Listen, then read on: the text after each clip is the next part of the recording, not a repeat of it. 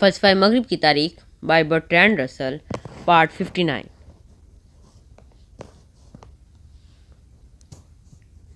لیکن سیاسیات میں ذرائع بھی ایک اہم مسئلہ ہے۔ بلاخر ناکام ہونے والے ذرائع سے سیاسی مقصد بے معنی ہوتا ہے۔ اگر مقصد اعلیٰ ہے تو ہمیں اس کے حصول کے لیے اس کے مطابق ہی ذرائع اپنانے چاہیے۔ ذرائع کا مسئلہ خالصتاً سائنسی انداز میں لینا چاہیے اور اس سلسلے میں مقاصد کی اچھائی یا برائی کو سامنے نہیں رکھنا چاہیے۔ کامیابی عبارت ہے آپ کے مقصد کے حصول سے، وہ مقصد کچھ بھی ہو۔ اگر کامیابی کا ایک علم ہے تو اس کا مطالعہ اچھے اور برے دونوں مقاصد میں کامیابی کے لیے ہونا چاہیے۔ واقعی بہتر، کیونکہ کامیاب ولیوں کی مثالوں کی بنسبت کامیاب گنہگاروں کی مثالیں تعداد میں کہیں زیادہ ہیں۔ لیکن جب ایک دفعہ سائنسی انداز طے ہو گیا تو وہ ایک سینٹ کے لیے بھی اتنا ہی مفید ہے جس قدر کہ ایک گنہگار کے لیے۔ اگر ایک سینٹ کو سیاست میں حصہ لینا ہے تو اسے بھی کامیابی کے حصول کا اتنا ہی خواہشمند ہونا چاہیے جتنا کہ ایک گنہگار کو۔ آخر الامر مسئلہ اقتدار کا ہے۔ ایک سیاسی مقصد کے حصول کے لیے کسی نہ کسی قسم کی قوت ضروری ہوتی ہے۔ ایک سادہ امر واقعہ کو بعض نعروں میں چھپایا جاتا ہے، مثلاً فتح سچائی کی ہوگی یا بدی کی فتح کم عرصہ رہتی ہے۔ اگر وہ بات جسے آپ صحیح سمجھتے ہیں غالب آتی ہے تو صرف اس لیے کہ اس میں ایک اعلیٰ قوت ہے۔ یہ صحیح ہے کہ اکثر قوت کا انحصار رائے پر ہوتا ہے اور رائے کا انحصار پروپیگنڈا پر۔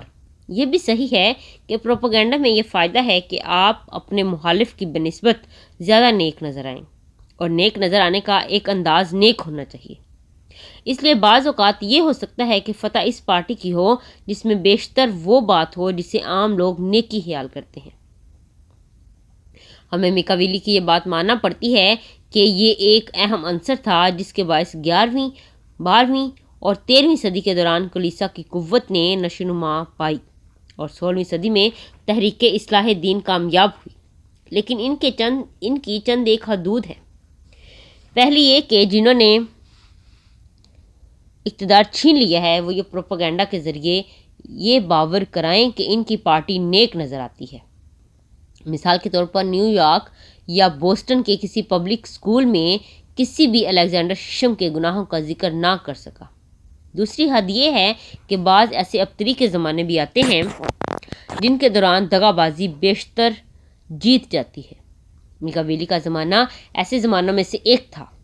ایسے وقتوں میں قلبیت تیزی سے پھیلنے پر مائل ہو جاتی ہے۔ ایسے میں لوگ ہر بات معاف کر دیتے ہیں بشرط یہ کہ یہ مفید ہو۔ بطور میکاویلی ایسے زمانوں میں بھی یہ پسندیدہ بات ہوتی ہے کہ جاہل عوام کے سامنے نیکی کا ظاہر داری قائم رکھی جائے۔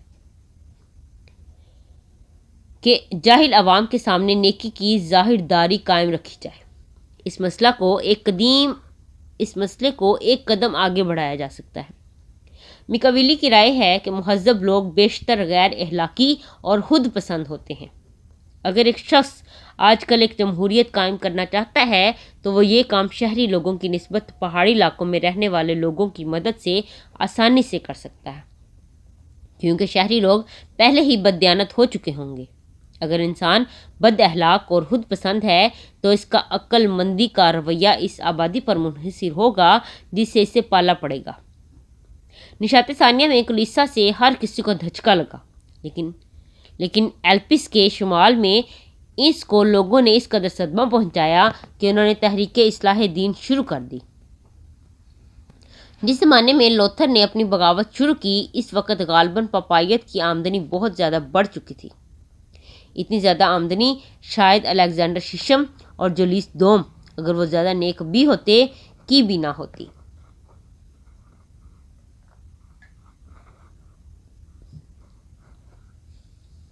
اگر یہ صحیح ہے تو اس کی وجہ اٹلی میں نشاط ثانیہ کے دوران چھائی ہوئی کلبیتو مایوسی ہے۔ اس سے یہ نتیجہ نکلتا ہے کہ ایسے سیاست دانوں کا رویہ اس زمانے میں بہتر ہوتا ہے جب ان کا انحصار راست باز لوگوں پر ہوتا ہے۔ بنسبت ان لوگوں پر انحصار کے جو لوگ اخلاقی اقدار سے لا تعلق ہو جاتے ہیں۔ سیاستدانوں کا رویہ اس زمانے میں بھی بہتر ہوگا جب ان کے جرائم اگر ہیں تو ان کی وسیع تشہیر ہو جائے، لیکن جب سخت قسم کی سنسرشپ پر ان کی گرفت ہو تو پھر ان کا طرز عمل کم بہتر نہیں ہوتا۔ بے شک منافقت کے بل پر خاصی حد تک من مانی کی جا سکتی ہے، لیکن مناسب اداروں کی مدد سے اسے بہت کم کیا جا سکتا ہے۔ بیشتر قدماء کی سوچ کی مانند میکاویلی کی سیاسی فکر قدرے تنگ نظر تھی۔ اس کی نگاہ لائکرگس اور سولن پر مرتکز رہی، جن کے متعلق یہ خیال تھا کہ وہ ایک قوم کو یہ دیکھنے بغیر کہ پہلے کیا ہو چکا ہے ایک ہی وحدت میں پرونا چاہتے تھے۔ ایک قوم کے نامیاتی نشوونما کا تصور جدید تر ہے اور اس سے نظریہ ارتقاء نے قوت بخشی ہے۔ یہ مقصد مدبرین صرف ایک حد تک حاصل کر سکتے ہیں۔ میکاویلی کے ہاں یہ تصور ایسا ہی ہے جیسا کہ افلاطون کے ہاں۔ تاہم یہ کہا جا سکتا ہے کہ معاشرے کا ارتقائی نظریہ ماضی میں صحیح ہونے کے باوجود آج قابل عمل نہیں ہے۔ اس کی بجائے حال اور مستقبل کے لیے میکانیکی نظریہ ہونا چاہیے۔ روس اور جرمنی میں اس انداز میں نئے معاشرے تشکیل دیے گئے ہیں جیسا کہ فرضی لائکرگس نے اسپارٹا میں تحلیق کرنا فرض کیا جاتا ہے۔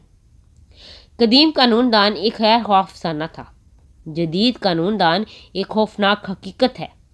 آج کی دنیا پہلے کی بنسبت زیادہ تر میکاویلی کی دنیا کی مانند ہے۔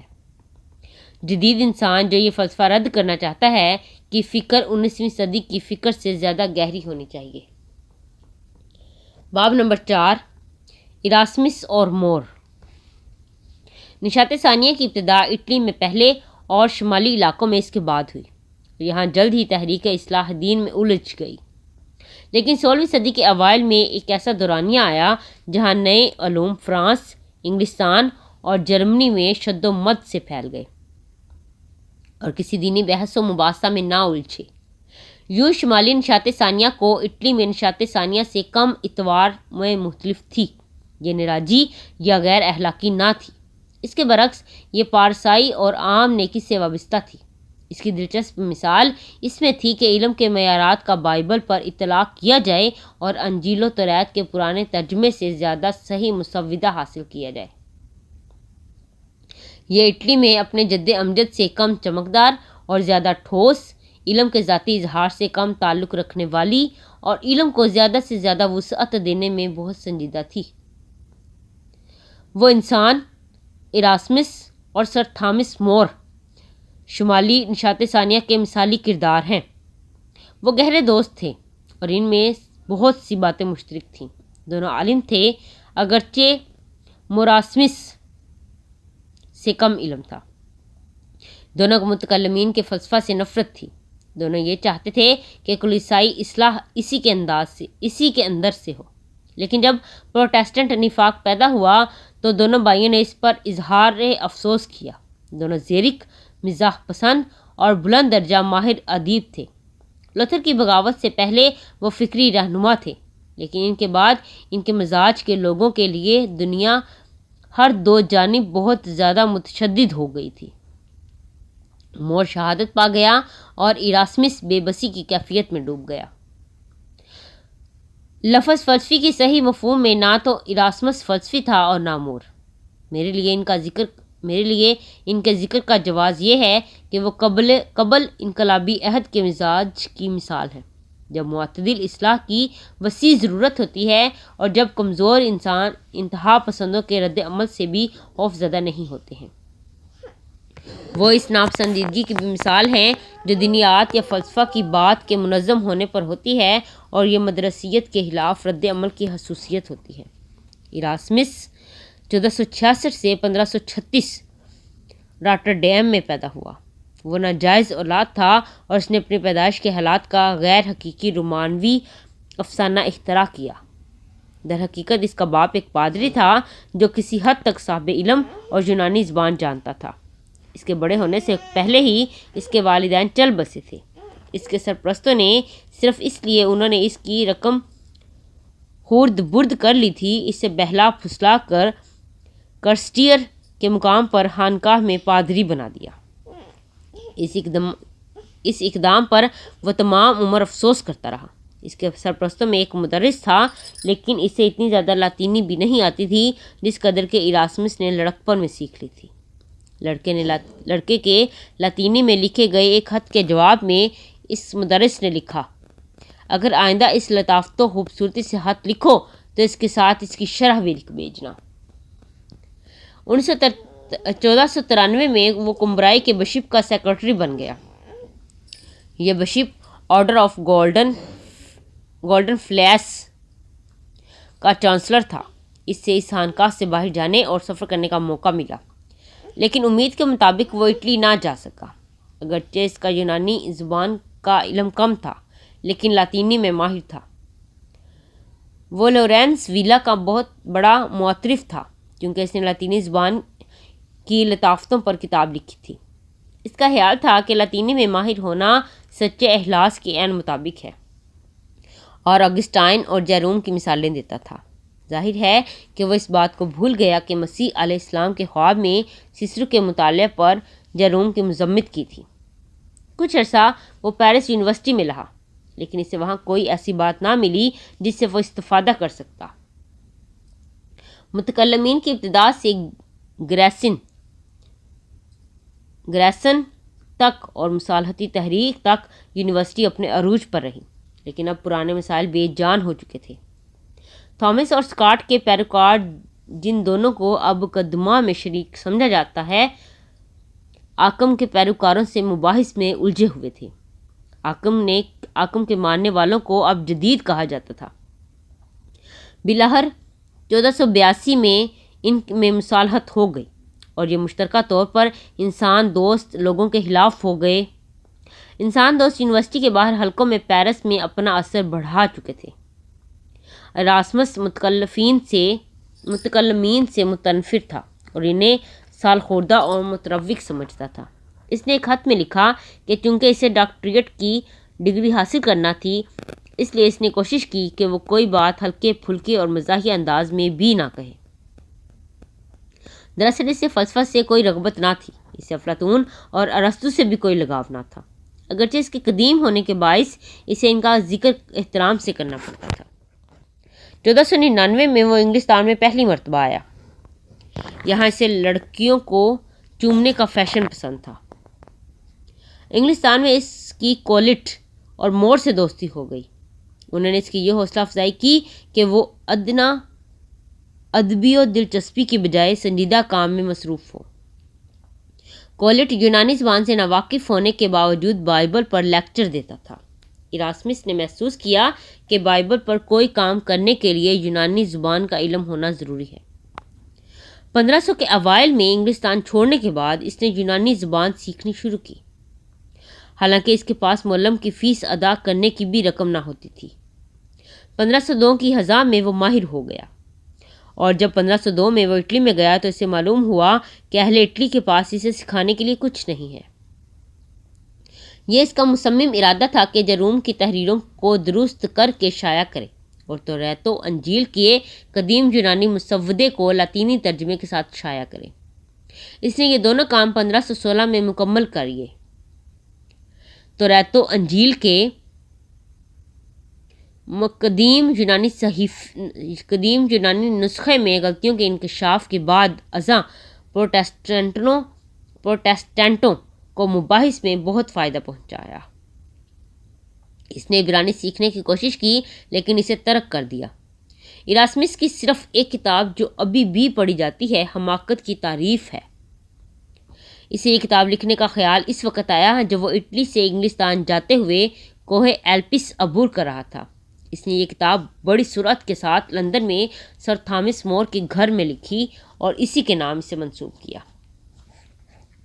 اس انتساب کے الفاظ میں بھی ایک ظریفانہ ایمائیت ہے، کیونکہ موروث کے معنی احمق ہے۔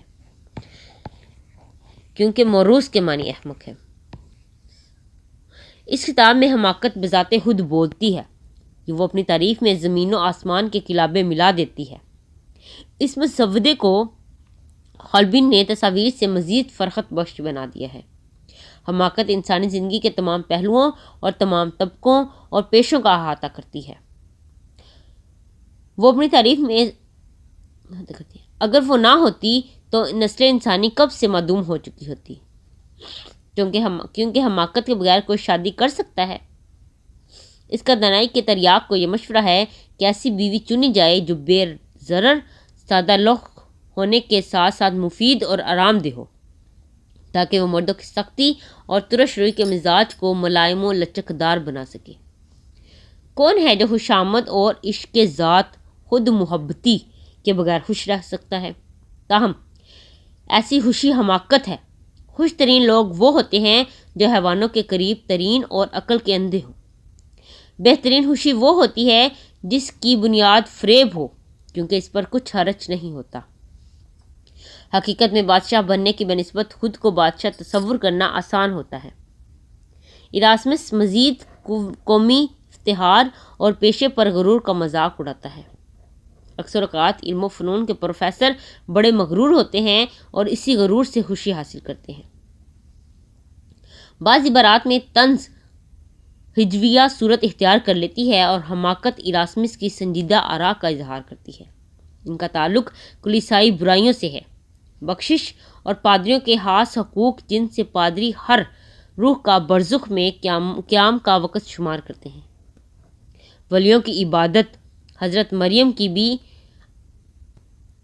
کے اندھے پجاری جو سمجھتے ہیں کہ حضرت مسیح پر حضرت مریم کو اولیت دینا بھی عبادت کا درجہ رکھتا ہے۔ اہل دین کے تسلیت و تجسم پر بحث و مباحثے، شراب روٹی کو حضرت عیسیٰ کا خون و گوشت سمجھنا، کلیسائی فرقے، پوپ صاحبان، کارڈینل حضرات اور بشپ، ان سب کی برحمی سے تضحیک کی گئی ہے۔ احبانہ نظاموں پر خصوصاً شدید حملہ کیا گیا ہے۔ یہ وہ بیمار ذہن احمق ہیں جن میں مذہب کا نام و نشان تک نہیں، لیکن پھر بھی اپنی ذات کے انتہائی متوالے اور اپنی خوشی پر فرشتہ ہیں۔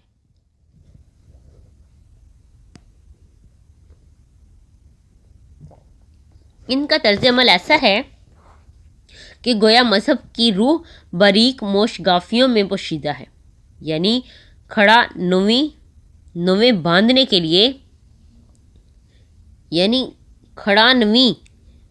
لیے گرہوں کی صحیح تعداد لگانا، ان کی اپنی اپنی پوشاک کے محسوس رنگ اور ان کا محسوس کپڑا اور پنکا کتنا لمبا اور چوڑا ہو اور حاذا القیاس۔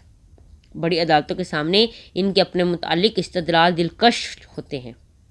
ایک یہ شہید بگاڑے گا کہ اس نے کس طرح صرف مچھلی کھا کر اپنی نفسانی خواہشات کو کچلا، دوسرا یہ دعویٰ کرے گا کہ اس نے اس زمین پر زیادہ سے زیادہ وقت نغمات وادی گا کر عبادت میں گزارا ہے، ایک اور کہے گا کہ 60 سال میں اس نے ایک پیسے تک کو ہاتھ نہیں لگایا، سوائے اس کے موٹے دستانوں کے ساتھ اسے انگلیوں سے چھوا ہو۔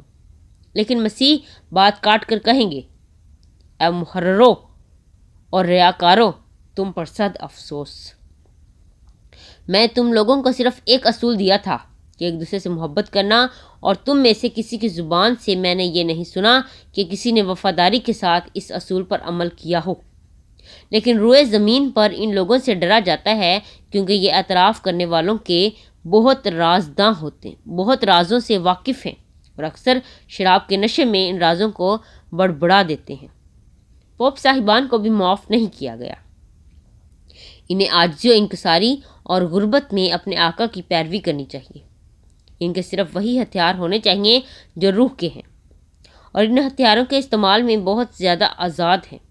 ان کے دین سے خارج کر دینے، ان کے معزول کرنے، ان کی دھمکیاں دینے، ان کے بھڑکانے، ان کی کم و بیش برادری سے نکالنے، اور ان کے دھاڑنے والے فتوے ہیں جن کو وہ اپنے مخالفین کے خلاف گرج کر استعمال کرتے ہیں، اور یہ ہم مقدس پادری یہ فتوے ایک دوسرے کے خلاف کثرت سے جاری کرتے ہیں، ورنہ ان کے خلاف جو شیطان کے بہکاوے پر اور جو ان کی نظروں کے سامنے خدا سے خوف نہیں کھاتے، مفسدانہ اور خبیثانہ کوشش کرتے ہیں کہ پطرس سینٹ کی میراث کو کم کریں اور بگاڑ دیں۔ ان عبارات کی روشنی میں یہ کہا جا سکتا ہے کہ ایراسمس نے تحریک اصلاح دین کو خوش آمدید کہا ہوگا، لیکن حقیقت اس کے برعکس ثابت ہوئی۔ کتاب اس سنجیدہ بات پر ختم ہوتی ہے کہ سچا مذہب حماقت کی ایک صورت ہے۔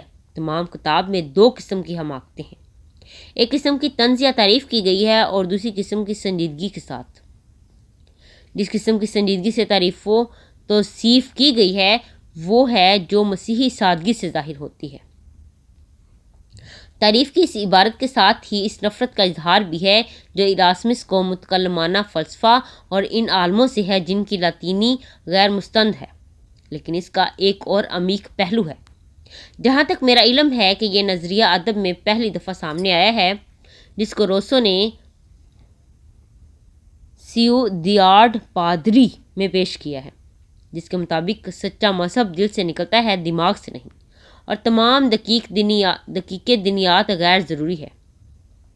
یہ نقطہ نظر مسلسل عام ہوتا جا رہا ہے۔ پروٹیسٹنٹ تو اب اس بات کو بھی زیادہ مانتے ہیں۔ بنیادی طور پر یہ شمالی جذباتیت کے یونانی تعقل کی تردید ہے۔ جب ایراسمس دوسری مرتبہ انگلستان گیا تو وہاں 5 سال 1509 سے 14 تک قیام کیا، کچھ عرصہ لندن اور کچھ عرصہ کیمبرج میں۔ اس نے برطانوی انسان دوستی کو متحرک کرنے میں اہم کردار ادا کیا۔ انگلستان کے پبلک اسکولوں میں حال ہی تک وہ تعلیم رہی ہے جیسی کہ وہ چاہتا تھا۔ ان کی بنیاد یونانی اور لاطینی کے علم پر ہے، جس میں نہ صرف ترجمہ شامل ہے بلکہ نظم اور نثر بھی ہے۔ اگرچہ 17ویں صدی سے فکری طور پر سائنس غالب رہی ہے، لیکن یہ ایک اعلیٰ خاندان کے فرد اور ایک مذہبی شخص کے توجہ کے قابل نہ سمجھی جاتی تھی۔ افلاطون کا مطالعہ کرنا چاہیے، لیکن ان مضامین کا نہیں جنہیں افلاطون قابل مطالعہ سمجھتا تھا۔ یہ سب ایراسمس ہی کے طرز خیال کے مطابق ہے۔ نشاط ثانیہ کے لوگوں میں حد درجہ تجسس تھا۔ ہیوزینگا کہتا ہے ان ذہنوں کو ان کی خواہش کے مطابق نمایاں واقعات، عجیب و غریب تفصیلات، انوکھا پن اور بے ضابطگیاں میسر نہ آئیں، لیکن ابتدا میں انہوں نے ان باتوں کو اس دنیا کی بجائے پرانی کتابوں میں تلاش کیا۔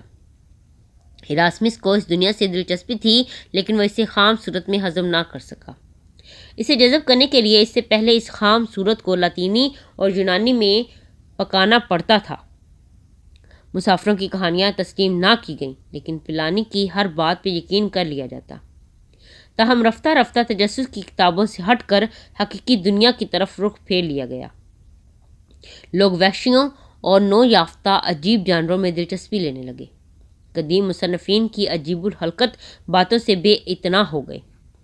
آدم خور کا ذکر مونٹین سے آیا اور مونٹین کے آدم خور سفر ناموں کی کہانیوں سے۔ آدم خوری اور ایسے انسان جن کے سر ان کے کندھے کے نیچے ہوتے تھے اوتھیلو کو دکھائی دیتے تھے، یہ قدیم زمانے سے نہیں آئے تھے۔ لہذا نشاط ثانیہ میں تجسس کتابوں سے نکل کر آہستہ آہستہ سائنسی ہوتا گیا۔ لوگوں پر نئے حقائق کی آبشار اس روز سے گری کہ شروع میں تو اس دھارے کے ساتھ بہہ گئے۔ پرانے نظام واضح طور پر غلط ہو گئے۔ ارسطو کی طبیعیات، بطلیموس کی فلکیات اور جالنیوس کی طب کو اتنی وسعت نہ دی جا سکتی تھی کہ ان میں نئی دریافتوں کو شامل کیا جا سکتا تھا۔ مونٹین اور شیکسپیئر آشفتگی پر کنایت کر گئے۔ دریافت دل آویز ہے اور نظام اس کا دشمن۔ 17ویں صدی میں پہنچ کر ایسے نظام نو کی تشکیل ہونے لگی جس میں امور واقعی کا نیا علم سمونا شروع ہوا۔ ہم بات کرتے کرتے ایراسمس سے دور آ گئے ہیں، جس کی دلچسپی کولمبس میں کم اور آرگوناٹس میں زیادہ تھی۔ ایراسمس ناقابل علاج حد تک ادبی تھا، مگر اسے اس پر شرمندگی نہ تھی۔ اس نے ایک کتاب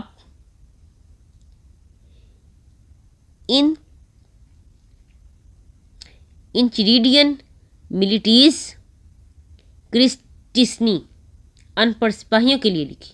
انہیں بائبل تو پڑھنا ہی ہے، مگر انہیں افلاطون، ایمبروس، جیروم اور اگسٹائن کو بھی پڑھنا چاہیے۔ اس نے لاطینی ضرب الامثال کا ایک وسیع ذخیرہ جمع کیا۔ بعد ازاں ایک ایڈیشن میں ان میں یونانی ضرب الامثال کو بھی شامل کیا۔ اس کا اصل مقصد یہ تھا کہ وہ لوگوں کو با محاورہ لاطینی سمجھنے کا اہل بنائے۔ اس نے روزمرہ بول چال کے متعلق ایک کامیاب کتاب لکھی۔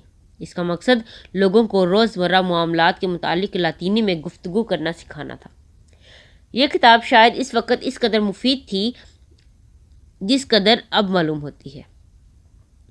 پیرس یونیورسٹی میں اکثر تمام مغربی یورپ میں طالب علم خصوصی علم کے لیے آتے تھے۔ لاطینی ایک بین الاقوامی زبان تھی۔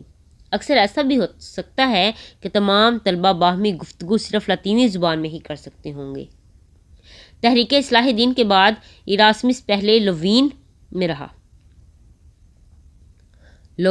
رہا۔ یہاں مکمل راسخ العقیدہ کیتھولک دین رائج تھا۔ بعد میں وہ بیسل چلا گیا جہاں وہ پروٹیسٹنٹ فرقہ تھا۔ ہر فرقے نے اسے خود میں شامل کرنے کی کوشش کی لیکن دیر تک یہ کوشش رائیگاں گئی۔ جیسا ہم نے دیکھا ہے کہ وہ خود شدید طور پر کلیسائی برائیوں اور پوپ صاحبان کی بدعمالیوں سے بیزار تھا جس کا اس نے اظہار کیا ہے۔ 1518 میں جس سال لوتھر نے بغاوت کی، اس نے ایک طنزیہ کتاب جولس ایکسکلوسس شائع کی۔ اس نے جولس دوم کی جنت میں داخل ہونے کی ناکامی کا ذکر ہے، لیکن لوتھر کے تشدد نے اسے اس سے دور کر دیا ہے۔ وہ جنگ سے متنفر تھا، آخرکار اس نے کیتھولک کا ساتھ دیا۔ 1524 میں اس نے ایک کتاب لکھی جس میں اس نے آزاد رائے کی حمایت کی۔ لوتھر نے آگسٹائن کی پیروی میں مبالغہ سے کام لیتے ہوئے آزاد ارادے کو رد کر دیا تھا۔ لوتھر نے بے رحمی سے اس کا جواب دیا۔ ایراسمس نے مزید رد عمل ظاہر کیا۔ اس وقت سے اپنی موت تک وہ غیر اہم ہوتا چلا گیا۔ وہ ہمیشہ بزدل رہا اور یہ زمانہ بزدل لوگوں کے لیے موزوں نہ تھا۔ دیانتدار لوگوں کے لیے باعزت ایک ہی راہ تھی، یعنی شہادت یا فتح۔ اس کا دوست سر تھامس مور شہادت کو گلے لگانے پر مجبور ہو گیا تھا۔ ایراسمس نے اپنی رائے یوں ظاہر کی: کاش مور نے اس خطرناک کام میں مداخلت نہ کی ہوتی اور دینی معاملات اہل دین تک ہی رہنے دیے جاتے۔ ایراسمس نے طویل عمر پائی اور زمانے کی نئی نیکیاں اور بدیاں دیکھیں، بہادری اور عدم رواداری دیکھی جن میں سے وہ ایک بھی حاصل نہ کر پایا۔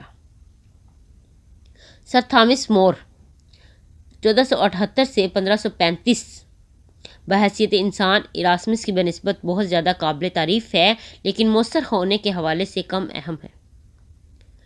وہ ایک انسان دوست اور بہت ہی پارسا شخص تھا۔ آکسفورڈ میں اس نے یونانی سیکھنی شروع کی۔ یہ اس وقت کا معمول نہ تھا کیونکہ ایسا کرنا اطالوی بے دینوں سے ہمدردی کرنا سمجھا جاتا تھا۔ اعلیٰ حکام اور اہل دین نے اعتراض کیا اور اسے یونیورسٹی سے نکال دیا گیا۔ اس پر وہ کارتھوزیوں کی طرف مائل ہو گیا جو انتہائی سادگی اور مشقت کی زندگی بسر کرتے تھے۔ اس نے اس دینی فرقے میں شمولیت کا ارادہ کر لیا۔ ظاہر ہے کہ ایراسمس کے اثر نے اسے ایسا کرنے سے روک دیا جس سے وہ اب پہلی مرتبہ ہی ملا تھا۔ اس کا باپ قانون دان تھا۔ اس نے اپنے باپ کا پیشہ اپنانے کا فیصلہ کیا۔ 1504 میں وہ پارلیمنٹ کا ممبر بنا اور ہنری ہفتم کے نئے ٹیکسوں کی مخالفت کی۔ اس میں وہ کامیاب رہا، لیکن بادشاہ بہت ناراض ہوا۔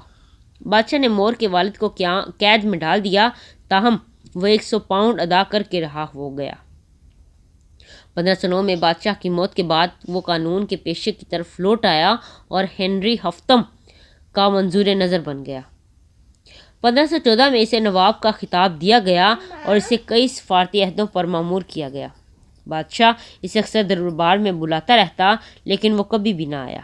بلاخر بادشاہ بن بلائے چیلسی میں اس کے گھر کھانے پر آ گیا۔ مور کو بادشاہ کے متعلق کوئی خوش فہمی نہ تھی۔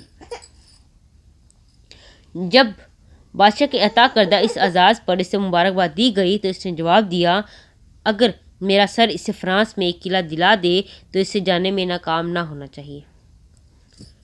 جب ولزی منظور نظر نہ رہا تو بادشاہ نے اس کی جگہ مور کو چانسلر مقرر کر دیا۔ عام رواج کے خلاف اس نے مقدموں کے فریقین سے تحائف لینے بند کر دیے۔ لیکن اس نے جلد ہی بادشاہ کی حمایت کھو دی، کیونکہ بادشاہ این بولین سے شادی کرنے کے لیے اراگان کی کیتھرائن کو طلاق دینے پر تلا ہوا تھا، اور مور کسی صورت میں بھی اس کے طلاق کا حامی نہ تھا۔ اس لیے وہ 1532 میں مستعفی ہو گیا۔ اس دوران ملازمت، اس کی راست بازی اور دیانتداری اس حقیقت سے واضح ہوتی ہے کہ اعلیٰ عہدے سے مستعفی ہونے کے بعد اس کی سالانہ آمدنی صرف 1 پاؤنڈ تھی۔ اس کے نظریات جانتے ہوئے بھی بادشاہ نے این بولین سے شادی کے موقع پر اسے مدعو کیا، لیکن مور نے دعوت قبول کرنے سے انکار کر دیا۔